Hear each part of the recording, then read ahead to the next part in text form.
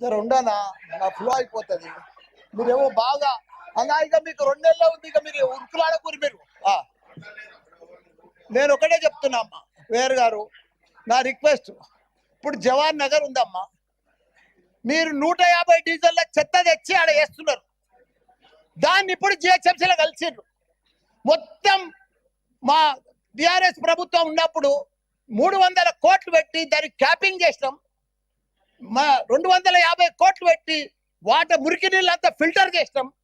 కానీ ఇప్పుడు 2 ఏళ్ల సంధి కాంగ్రెస్ ప్రభుత్వం వచ్చిన సంధి చూసే దిక్కు లేదు. మీ చెత్త అంతా బాబా, మీ చెత్త మల్లారెడ్డి గారు, మీరు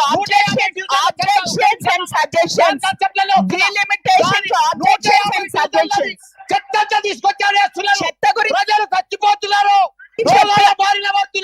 చెత్త గురించి మాట్లాడట్లేదు, వాళ్ళకి జనాలు వస్తున్నాయి. చెత్త గురించి మనం మాట్లాడట్లేదు. మేము వేరే వాళ్ళకి ఇవ్వాలి mic. We have to give it to somebody else. We have to give the mic to somebody else. We have to give the mic to somebody else. No. మీరు ఆబ్జెక్షన్స్ అండ్ సజెషన్స్ గురించి మాట్లాడితే మాట్లాడే. We are not talking about sanitation. Financial సిటీలో 1,177 కోట్లు పోతుంది ఎకరా.